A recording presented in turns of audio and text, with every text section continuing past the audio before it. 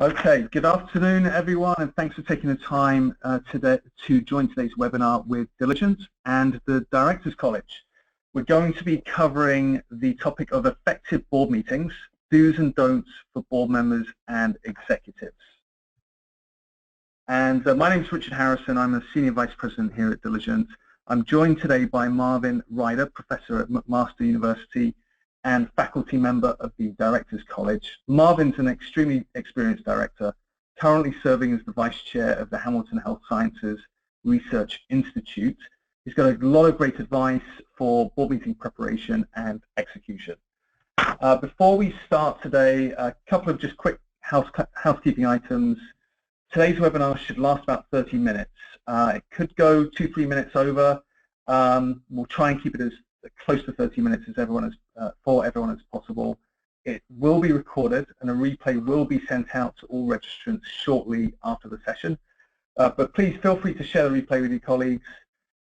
We will be asking a few poll questions throughout the webinar, so please participate if you can when they pop up on your screen.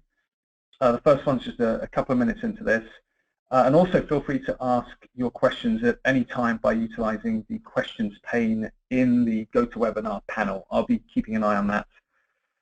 Before we start the presentation, we would like to do a quick introduction of Diligent and the Directors College, just for those of you that do not know.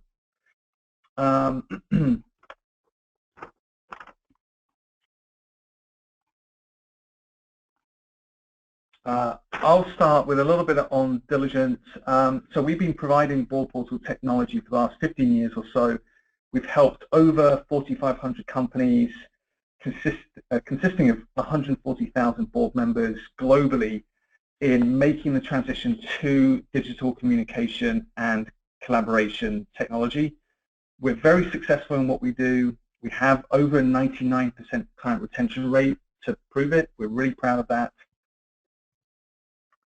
And the Directors College provides competency-based programs to produce prepared and insightful directors with the ability to promote collaboration in the boardroom.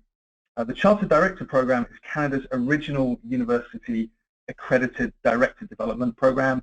It offers a unique learning experience that covers not only formal rules and practices, but also the individual and collective behaviors associated with high-performing boards. So with that, I'm going to introduce everyone to Marvin Ryder. And Marvin, let's get started on our webinar today. We're going to take a quick look at a few of the topics that we discussed previously. And for everyone on the call, this is going to encompass the key ingredients to a successful meeting and determining the purpose, how to communicate and lead effectively, developing a focused agenda, board materials and pre-reading, the importance to meeting minutes, and how technology can help at the beginning of that process, during and after the meeting. So Marvin, one thing that we talked about the other day is what boards can be criticized for. So a question that I had for you was just around, what does agenda ownership actually mean? Thank you, Richard. If you don't mind, I'm going to just pull a Donald Trump for a second and just say hello to everybody. I'm a professor of marketing and entrepreneurship at the DeGroote School of Business at McMaster University. I'm not here to talk about that. I'm really here to talk to you about my hobby, which I've had 20 years of experience being members of boards. I've chaired a hospital board. I was appointed by the province to create the new city of Hamilton, so I chaired the transition board. And the Directors College has been around for 14 years. It's a joint venture between McMaster, the DeGroote School of Business, and the Conference Board of Canada, the Toronto Stock Exchange, Ernst & Young, a number of partners who got behind this initiative 14 years ago to try to get more skilled board members so we wouldn't have the Enrons of the world and the WorldComs of the world. The slide you've got in front of you, boards are criticized for.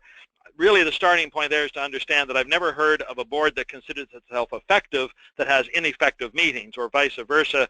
They usually go hand in hand. If you feel the board is effective, it means you're having effective meetings.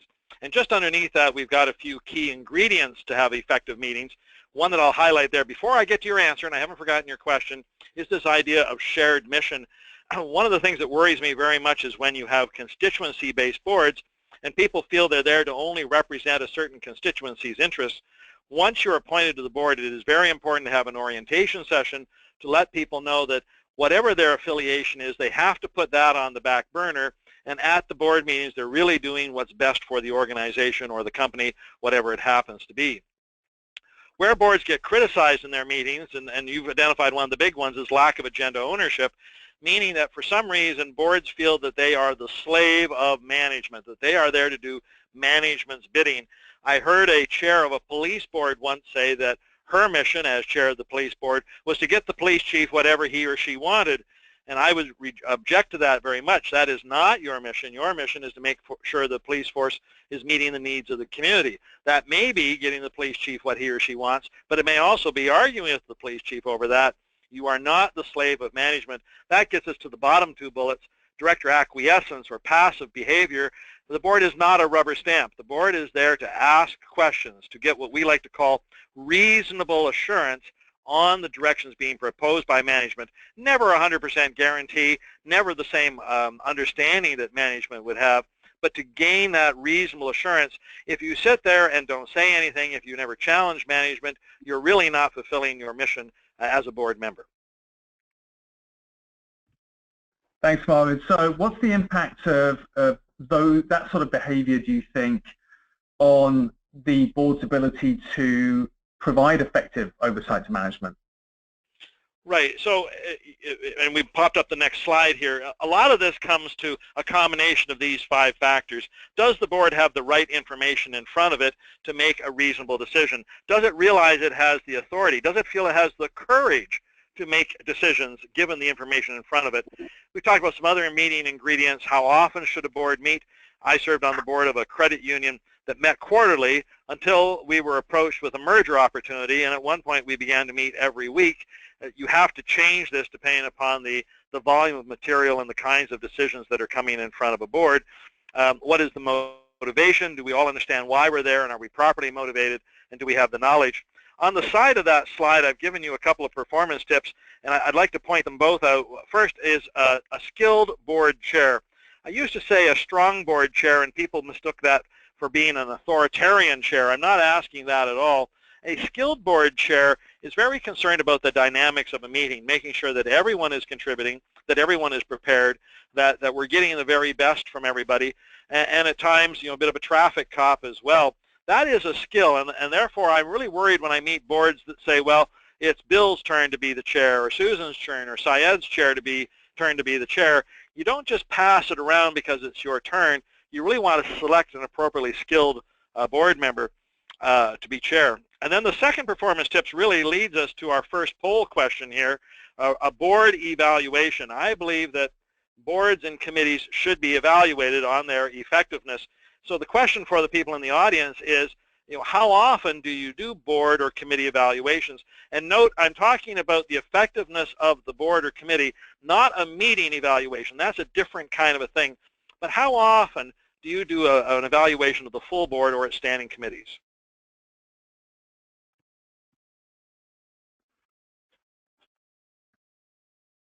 We'll give you a second. Marvin, I'm looking at, I'm seeing some answers here. It looks like about 2/3 of the respondents are saying about once a year. Next answer would be once every 3 years. Do you have any recommendations on how often management should be soliciting feedback from the board? Well, this is actually an evaluation of the board for the board itself. It isn't so much for management, it's for the board itself.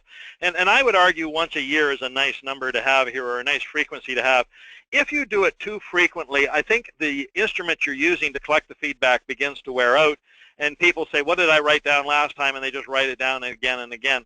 So you can measure it too frequently. Once a year seems to be a nice number. We can actually see how we've improved or where we may have new reasons to change. Once every 3 years is starting to be a little long in the tooth. Therefore, I think this annual evaluation makes more sense to me. Great. On to effective board leadership. And really, this is about that skilled chair that I was talking about. Here's a list. If you're trying to create a job description for a skilled chair, to run a meeting. Here are all the different things that they're going to do, and I'm not about to read through this list at all, but I wanted to point out a couple that I think are important. One, defining discussion parameters. So board meetings tend to have a life of their own, and we begin to talk about, let's say, an acquisition of a piece of property or maybe investing in a new technology. And some board member says, well, you know, this reminds me of the situation 3 years ago when this happened and that happened, and I wasn't very happy about that. I often play the role of chair on these kinds of boards, and what I always make sure I have is a flip chart nearby. I label the flip chart a parking lot. And when somebody brings up one of these issues that's a little off the agenda, I thank them for bringing it up. I tell them that it's a little off the agenda, and then I write it down on the parking lot so we don't forget, and I promise when time permits we'll come back to this, but I want to keep you focused. I want to stay on the key discussion item we're here. If we lose focus and start to wander, this is one of the reasons why board meetings can become ineffective. Another key thing I do, and that's the second highlighted thing, is to build consensus. Sometimes a board member is speaking and the board member says something like, well, I don't really feel like I'm ready to approve this, but I'm not sure what I want to do. So then I would negotiate, if you will, or suggest to that board member some different things they can do. We could table this. We could approve it subject to various kinds of things. We could ask for some more information. What is it that you need? At that point, maybe other people might jump in and give us their thoughts. And then at some point, I'd ask for a motion or an amendment to an motion and move the item along. This idea of building consensus becomes very important. Too often, board members see themselves as individuals fighting the fire without any support off to the side. And then another quick one I'd note is the second last one, to ensure the will of the board prevails. The meeting itself is important, and so is the outcome, but one of the roles of the chair is to make sure that those outcomes really did happen.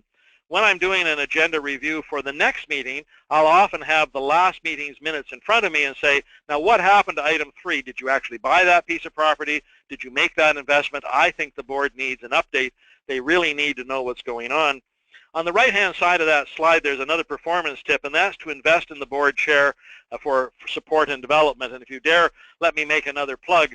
This Directors College, not only does it have basic director education, but it runs a special weekend seminar, usually once a year, a chairs workshop specifically, and I do not think it's a bad idea to invest once you have a chair, especially if that person's never chaired a board before, to send them to something like this, just so they understand how their responsibilities are greater now than they are as a usual director. Great, thanks, Marvin. So one of the things that we wanted to talk about was developing the agenda and best practices in that. Can you speak to that? Certainly. So the first question is a very important one there. Who owns the board agenda? And it's very clear that it is the board itself who owns this agenda, obviously represented by the chair of the board. So typically what I would do as chair of the board is I would have a meeting with the board secretary and the CEO, and I'd go through an outline, a draft outline of the agenda for the next meeting. One of the things I'm doing is on every item, I'm asking myself the question, does the board have the right information in the package to make a decision? Does every item there have a clearly stated outcome? One of the things I love, you probably heard the term before yourself, Richard, is death by PowerPoint. So the chief financial officer's got this 20-page PowerPoint presentation, and I'll say, what's the board supposed to do? Well, I want them to approve the PowerPoint presentation. I said, that's impossible. Too many pages, too many points, can't be done. Can you distill it down to the specific actions so we know? Or is it just background information for us to go from? We really need to have that all clearly specified so that people can act accordingly. And that's why I have to sign off it on behalf of the board. The CEO signs off on it. And maybe another thing that it doesn't exactly say there, but I think it's very important, is that there is a date. And by that date, that agenda is now set. There are no walk-on items. Nothing drives a board crazy than having items that come on. And on that slide, it also meant the performance tip of having a board calendar. Then it's no surprise to managers what needs to come to what meeting.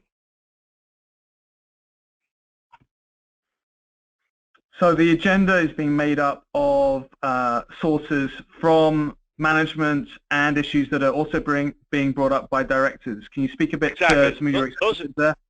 Absolutely. Those are the two key sources. So clearly management's going to be bringing things in. An opportunity arises in the company and they want to bring that. So yes, there's nothing wrong with management bringing their ideas, but also the issues that are important to the directors themselves. Now what we've got on the right-hand side of that slide, I hesitate to call it a template, but in essence it's a way to format an agenda. And The key to this, if you're looking at it, is that we've moved all the action items earliest as possible on an agenda. Yes, you've got some boilerplate things, the call to order, the chair's remarks, the approval of the agenda, declaration of conflict of interest, even the approval of minutes, but those take very little time. While the members of the board are fresh, you really need to deal with the most important, the action items first, and you can see there are really 4 sources of those. Action items specifically come. There are also board committee reports. They normally have actions that they have pre-digested and are bringing recommendations to the board. The CEO, who may very well have action items in his or her report. And then any strategy items. Obviously, strategy is a very important function for the board. That's one of the key functions of the board, and those need to come early. Later, you can put less important items. And then item 10 I'd like to speak to for a moment, and that's a consent agenda. For instance, when I served on the hospital board, there would be correspondence that the board would receive, let's say from the Minister of Health or from some other people. We needed to acknowledge receipt of this and make sure we'd read it, but there really wasn't any discussion. So I would group those together in a consent agenda.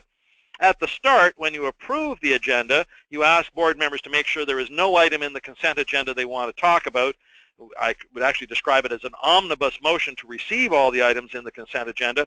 If somebody does want to talk about it, then under item 2, they'd say, let's pull that out. We'll make it a separate item of business. And then the other thing I wanted to highlight here is number 12, a standing meeting without management, also known as an in-camera meeting. Why I like to have a standing item on the agenda is that if we're having a meeting and suddenly a board member says, oh, excuse me, Mr. Chair, I want to make sure we meet without management at the end of the meeting, alarm bells go off. Every member of management wonders, what have I just done?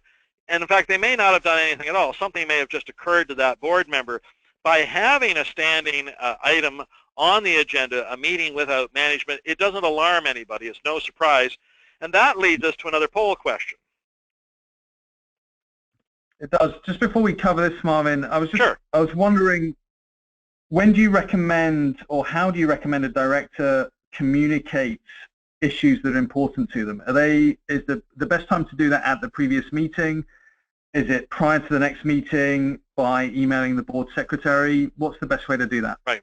So usually what would happen is you get the agenda package, we'll say a week and a half, 2 weeks before the meeting. And if you go through that agenda package and you have an issue that you want the chair to know about, you can either contact the board secretary or you can ask the chair directly. It might be, why is such and such an item not on the agenda? And maybe there's a good reason for it. I can answer that question for you.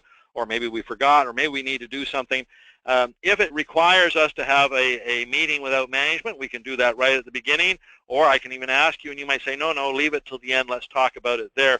But that communication flow should not be stilted. It really should be ongoing at any time that any board member has any idea. They should feel comfortable talking to the chair, and if they can't reach the board chair, the board secretary.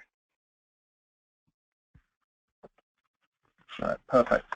Now our poll question really is pretty simple. I would like to know from the people attending today, do you have a standing item for an in-camera meeting or a meeting without management? I'm hoping that most people answer yes to this, but I really don't know. Honest answers from everyone, please. Okay, so I'm seeing 83% saying yes. And then there was a follow-up question. I'm not sure if we can bring that up, is then where it is on the agenda. Do you do it at the start, at the end, or do you have both? There are actually some boards I know that have both.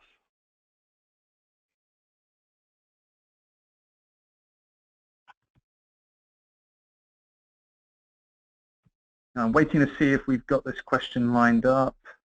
No, we don't have that one, so we'll move on from there. Well, why don't we leave it with people? I like, my preference is to have the standing meeting at the end. Now, why some people have it at the start, if a board meets infrequently, every 6 months, every 3 months, issues may have arisen over that period that you want to clear the air before the meeting begins.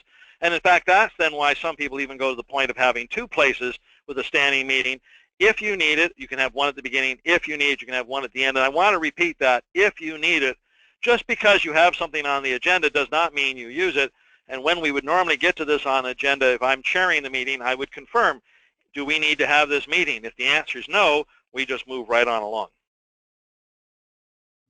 Great. You mentioned The pre-reading of the material prior to the meeting, typically as a director in your experience, it sounds like you've received the material, Marvin, about a week, 2 weeks before. What's the minimum amount of time that board secretaries should really be getting that material to the board? You know, I'm a big believer in 2 weeks, especially the longer the package, the more time people need to digest it. And that also means 2 weeks without any interruptions. In other words, no walk-on items, no, oh, version 2.2.3, didn't I not send that to you last night? You really want to get it out so people can digest it. The key item here, again, is much like the agenda. Do we understand what this item is doing on the agenda? Is there recommendations? Is it a yes-no type decision? Either we do it or we don't, or can we put it off? Is there any consequence if we delay it for some period of time? People need to understand what the implications of these items are. And when we used to do it with paper, the 2 weeks gave us some time for shipping. Today, electronically, you push the button, it arrives milliseconds later, but that doesn't mean you give people less time. You still need to give them that 2 weeks to really digest things. We're coming to another poll question here, but I think that answer could give the CFO a bit of a headache. If, given that 2 week period prior to the meeting, finance reports could have changed by then. There could be updated numbers. If there are changes, how should finance deal with that? Sure. So I will give you two different versions of that. First, by having a planning calendar, the CFO knows the dates of the meetings, knows the dates by which data needs to be gathered. My experience has been they normally can accommodate it. But to your point, if something has happened, something at the last minute, maybe the government has just released a budget and they've changed some rules or something, as soon as possible, as soon as you can, get it to the board. And if it truly is that you can only get it to them 24 hours in advance, then the question I would ask as chair of the board is, what is the consequence if we hold this off? Maybe we need to have a special meeting just to talk about this, or can it wait until the next meeting? People really do not like having, especially if it's a long item, dropped in on them at the last minute. So probably a week at the minimum. You really should not get in the habit of walking things on with a day's notice. Okay, thanks for that, Marvin. Next poll question here that we're going to open up. How far in advance do you typically send out materials to your board? While we're waiting, I'm hoping the answer won't be day of the meeting. I'm pleased to report zero respondents saying day of the meeting, about 77–78% saying 1 week in advance of the meeting, 10% saying 3 to 5 days in advance, and my guess would be the last minute changes, late material is probably the reason for that. 7% saying 2 weeks or more in advance. Yeah, and I think with the 1 week in advance, those two answers may be the same, because it may be 3 to 5 business days, and certainly with a calendar you can have a week on a calendar, but that only represents 3 to 5 business days, and certainly no less than that would make great sense to me. Great. Okay, looking at the time here, we've got 5 minutes to 2:30, so we'll keep this swiftly moving. Next thing that we wanted to talk about was meeting minutes. Right, so I think what's important here is that if you have a board secretary who happens to be a lawyer, they would like you to have very basic minutes that say the item was moved, it was approved. The item was moved and was approved. If you work in government, they tend to do the Hansard approach, where you have a verbatim transcript of the meeting. What we would like to encourage people is something in the middle. Every minute, every set of minutes that the board has can be audited. It can be called by the court. And when the court does that, what they're interested in is, did the board exercise diligence? Did it exercise care? So if you've talked about an item for 30 minutes, there's got to be more than just, here's the motion and it was approved. There should be a little summary of the discussion, in essence, to show the diligence of the board. Obviously, some items are 2-minute items. Perhaps just the motion and being approved is all you need. But on a longer, more strategic item, did the board take diligence?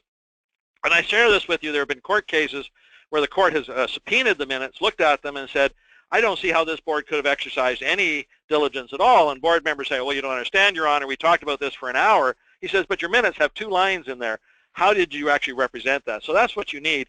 Now, the performance tip on the right, this middle ground approach. Also, another key performance tips, board members should not keep and retain notes. There cannot be 2 different sets of what happened at the minutes. Again, a middle ground approach there is board members might keep notes until such time as draft minutes are released. Once they are sure the draft minutes capture the points they need, they would destroy their notes. And thus, the last point we give you, draft minutes really need to be circulated within roughly a week of the meeting, and that minimizes the chances of those notes being kept and having other records of what that meeting was all about. Marvin, any other implications for directors keeping notes? Any besides 2 sets of versions of what happened? Any discoverability concerns? Yeah, that all falls into that. The minute you've got different sets of notes and people find out about it, lawyers can ask to see them, then judges are in interesting positions. On your note, it says so-and-so fell asleep, and over here we've got, you really only need to have 1 set of minutes for the meeting. They've got to be the official. There can't be any other notes out there. And even the chair. Yeah, I agree with that. Even the chair should have minutes. The in-camera meetings and how those are different. Right, so clearly in-camera meetings are held to handle sensitive issues. And I say that to you, too often I've seen boards, once management gets up and leaves, then they get into this informal discussion. Hey, how was your holidays? What are the grandkids doing? And the next thing you know, you've spent 20 minutes in camera. Every minute you spend in camera, management sitting outside the room are wondering, what are they talking about? What are they talking about? So you really need to keep it focused. There's a sample list of things you might talk about, some internal problems of the board, the CEO's employment status or contract, remuneration, if there's been approaches from third parties, some certain government policies, union matters, personnel matters, but you really need to stay focused. And also, when the meeting comes to an end, the chair has to be empowered to share something about what happened with management. They're sitting wondering what happens if we've been talking for 20 minutes, the door is open, the CEO of the organization comes in and says, so Marvin, what'd you talk about? And I go, well, nothing very much. It's not going to seem realistic. You spent 20 minutes talking about nothing very much. In the bottom right-hand corner of that slide is also a note about minutes. There's some people believe that in-camera minutes somehow are special, that they can't be subpoenaed, and that's not true. So generally speaking, what happens in an in-camera session itself is not minuted. Now, when you come out of in-camera, you go back into an open session. If there are motions, you can put a motion then publicly and vote on it then. And there can be a short summary of what was discussed, but there are no minutes kept during an in-camera session. Okay, got it. Let's move to board portals. That's our business. What are the top 2 benefits in your experience of using a board portal, Marvin? Right. Well, we've got them listed in there. One is having this wonderful repository of information so that all the past minutes, past annual reports, say marketing research studies, all of this are kept in one key place. That makes being a board member so easy because I can refer back and help make my educated opinion. And then clearly the other big benefit is for the corporate secretary, him or herself, that you're not burning all that paper. You don't have to do all that printing. You don't have all the courier charges or whatever other means you used. It really allows the board to be more socially conscious in what it's doing. Having said that to you, there's a couple of risks. One is with all those people sitting with computers in front of them, they really have to stay focused on the board agenda. The temptation to open up a window and do email or to play a game. I've even seen at some meetings board members having side conversations electronically that they do not have publicly. And I've always said there can only be one speaker. One of the dangers with all that computer technology is you get those side comments. And then, of course, today we have to be aware, as again last night with the debate with Hillary and Donald about hacking and all this stuff going on with hacking. So security of the portal. If you're going to have this wonderful repository for the board, you've also got to really, really make sure that it's secure. Yeah, definitely. And I'll add on to that, security is definitely the core business of a board portal provider. They should be monitoring and doing continuous testing on the servers. Everything should be encrypted on the server, in transit when board members are downloading it to their device, on their device as well. So any organization, for everyone on the phone, where you're on the board, certainly big efficiency improvements for staff. As Marvin said, you've got everything in one place. Not just board and committee information, you've got policies, press releases, financials, past minutes. You can complete surveys in the same place, vote on written consents on the road. Those are definitely some of the big things that get used heavily by our clients. The ability to just go back and search previous meeting material, we find really helps just keep the discussion moving, where that topic isn't getting put on hold or put on the agenda for the next meeting to be picked up again until something from a previous meeting has been referenced. So to be able to find that information and have it at your fingertips keeps that meeting moving, keeps the discussion flowing. One downside, again, that I just quickly note is sometimes people believe, well, since we've got this portal, I can update the report that I sent to the board. I know I sent it to you 2 weeks ago, but last night at midnight I posted a new version. Again, you can't fall into that trap. Electronically, it's easily done, but it's just, you have to treat it like it's paper. Would a board member reasonably have time to review the new version of the report? So although the technology enables it, you've got to have that practice, if you will, that diligence to not fall into that trap. Yeah, I agree with that. I think we talked about it the other day that no one should be showing up at the meeting and reading something new for the first time. Absolutely. Okay, so I think we've done pretty well here. We're at 2:33 Eastern. For anyone interested in taking a look at the Diligent portal, seeing if it might be something that's easy to use, definitely the paper look and feel is particularly popular. Certainly in Canada, it's seen as a cybersecurity, risk management, corporate governance best practice. Over 615 clients using it. And that's a mix, public boards, crown corporations, non-profits. If anyone would like more information, see a quick demo, my email is on the screen, jot it down.